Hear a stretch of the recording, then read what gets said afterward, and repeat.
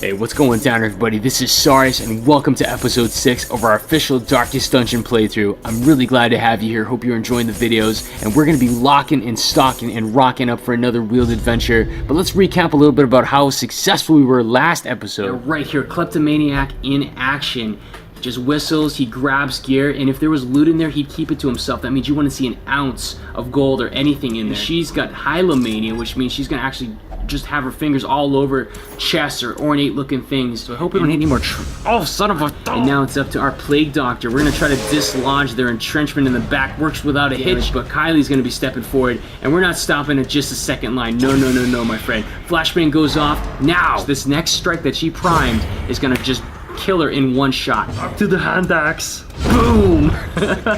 I will feast on your heart. So yeah, guys, the previous episode went off without a hitch. We are so much more wealthy. We have so much more resources to dump into building up our estate and restoring it to its former glory. I'm very excited about this expedition because our previous wheeled expedition went so well. We're finally going away from recon and we're going more into engagement where you know just about all the threats, how to deal with them, and how to step forward. And I think that's the most rewarding thing of this game is when you slowly start understanding mechanics and they start becoming a lot more manageable. There's stuff in the game you can't control. Bad rolls, close, near hairpin deaths. I think it just makes you appreciate your character so much more. Bachelet is with us again, the Hellion that was just doing a great job on the last run. Her axe swing is just amazing. I really love that pole axe there she's got. It's amazing. We got Francois back from his meditation / prayer. Reynald's doing great as well. I didn't want to bring him along because I wanted to have the real nice AoE striking abilities of the Bachelet.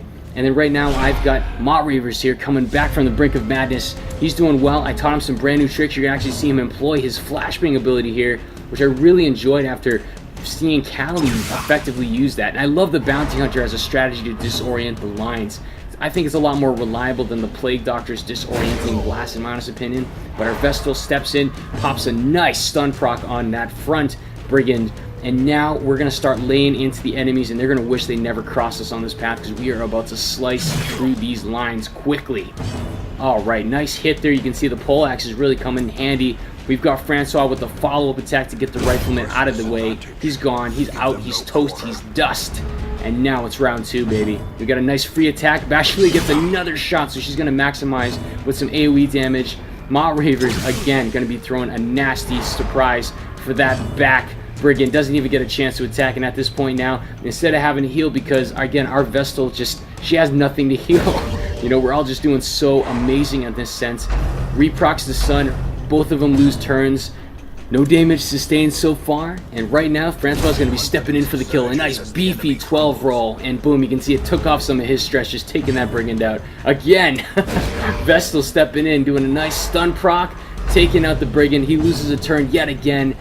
So now I'm sure you're at this point saying, dude, just kill him, get on with it, let's move forward. But tactically, I'm like, you know, this is our first battle. We got a really good vibe here, but I want to make sure and ensure that we have maximum opportunities to win this. So I move over to Francois. He has Inspiring Cry. Now, this is a great ability because it has the ability to reduce force stress on any target that you select, which is absolutely amazing. So right now I was effectively using that to be able to slowly lower our stress levels down to a more manageable level. So let's just say we get a really bad roll on the next couple fights and our stress goes off the charts. I'll know that those numbers could have meant the difference between our loss or a win. You know what I mean? So that's very important. That's what I'm thinking about right now. Think of this entire game as if you're playing chess or checkers. You're thinking more on the future, a couple future rolls. So I'm going to go ahead and keep her stress down as much as possible. You can see that it's a very effective tactic. He gets another proc. I was trying to end it real quick because I figured, you know, we're all almost less than double digits here. But Mott Reavers finishes up with a nice axe swing. He just has a good way of finishing. It's good to have him back. I can't believe it's so amazing. When these characters are so close to the brink of death, when they survive, you're like, holy macaroni. You feel like some sort of connection. And you're like, damn, dude, you know, we really survived a lot together. So, again, my goal is to try to keep everybody alive as much as possible through my playthrough. I'm hoping that's going to be the case. And, again, the way that I'm treating this is it's like a real sort of battle. We have to make sure logistically we're making the right moves, that we are going to do everything we can within our capabilities of do the research prior, you know what I mean, and try to beef up our characters as much as possible. We can crush our opposition. So as we exit the room, we're immediately going to have an encounter right here in the forest, but you can see we get the jump yet again on these bandits. We're just moving forward, kicking some serious tail, and again, Mott Ravers gets a speedy first turn here, going to really maximize that flashbang, get a nice stun on the back line. Unfortunately, the guy was wearing like lead boots because he couldn't dislodge him from his entrenchment in the back, but again, we're minimizing the amount of angles that these enemies can shoot us at. So this is the best thing. You minimize as many enemies as you can who can attack you, which is super awesome. This gives you so much more damage mitigation, okay? And even with the healer, sometimes it can get really dicey if you're not careful. Blanket fire, that's the reason why you have to kill these guys that are entrenched in the back. Just this big splash damage that hits everybody. But you can see just our Bachelier with that breakthrough ability just doing some serious work on these enemies. They're almost down, less than half, almost 2 of those are down. We have 1 guy with full HP. He's soon going to be in a world of hurt. Again, those iron boots just does not want to move from the back lines, but that's really not going to be that big of a deal because again, our Vestal is going to get a nice crucial bit of damage in. You can see how low they are. So again, our Hellion is going to get set up for another attack. If she can hit that another splash damage attack, we're going to be in good shape and ready to rock and roll. So at this point now, again, it's free-form battle. Francois gets a nice kill on the first line fighter, and right now, again, it's just not a big deal at this point because we do a lucky dodge here. Our team's moving forward, gonna attack another one of the Fusiliers, get him stunned and out of the fight, and now Francois is gonna be stepping in. This is where I kind of wish I had Reynald's Zealous Accusation to kill both of them at the same time, but again, it's not gonna matter because this smite is just very, very powerful.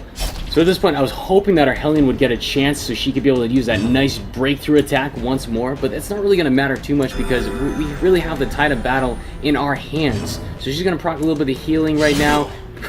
Breakthrough does exactly as it was intended. Going to take a little bit of bleed damage here. 6 roll isn't too bad, but it will add up over time. But again, we're doing such a great job at this point. We've got the momentum. We're going to hold on to this. And it's just something about our healer. She's just very fast in this battle. She's just been like proccing left and right, which is awesome. Blanket fire, nothing really to worry about at this point because we're just kind of sponging up a lot of damage.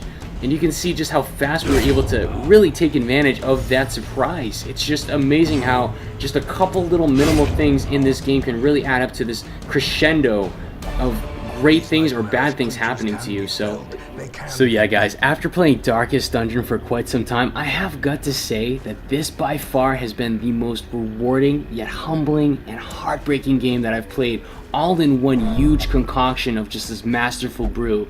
And I have to admit that the feeling that at any time you can lose your characters, that a perfect run can instantly descend into chaos and death can be right there. You can be death's door, your whole team's just about to wipe. You know, luckily I haven't had to lose any characters yet, but it just makes you appreciate your characters on a whole different context. And it kind of forces you as the player who, I have like a personal responsibility for these dudes. I mean, again, digital characters, of course, right? But if you really think about it, in other RPG games, you don't have that connection. They're just like these standard archetypes. Like, you've got the tank guy, you've got the healer guy, and they can heal whenever they want. They can heal out of party. They just have MP points, and all you have to do is chug down a mana potion, and you're back in the fight, and blah, blah, blah. And you know what I mean? It's kind of like that, but in this game, you lose them, they're gone, dude. So it becomes like a lot more like a survival horror mechanism that kind of kicks in, and you're like, damn, dude, I have to make sure that I've got my stuff straight. So you have to practice, you have to be cautious, you have to go and search with recon parties. You know, this is the kind of stuff that it really makes you better. You know, it's because of the challenge. And I think there was a great philosopher that said, you know, the only way that we improve ourselves is through adversity.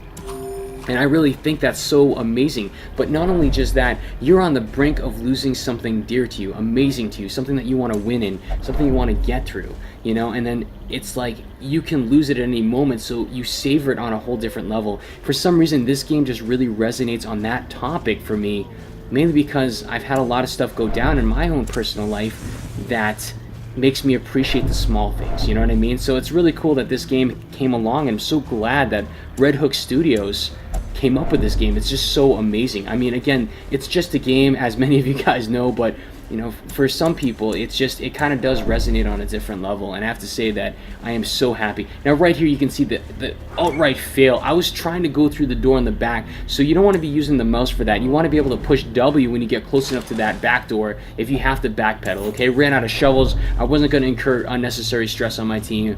Just not what I'm going to do. We're going to scout out the rest of the map. But notice if that was complete 100% room battles, and there was a room boss battle I had to kill there, in that room blocked by a barricade, and we didn't have shovels, we'd be in a world of hurt, guys. See what I'm saying? So, you know, again, I didn't mean to go off tangent on that whole, you know, real life stuff, but I just want to let you know, it's just an amazing game. I'm so happy with it. Even if it's early access, I don't care how long it's in early access. If it ever gets out of early access, the game is so polished.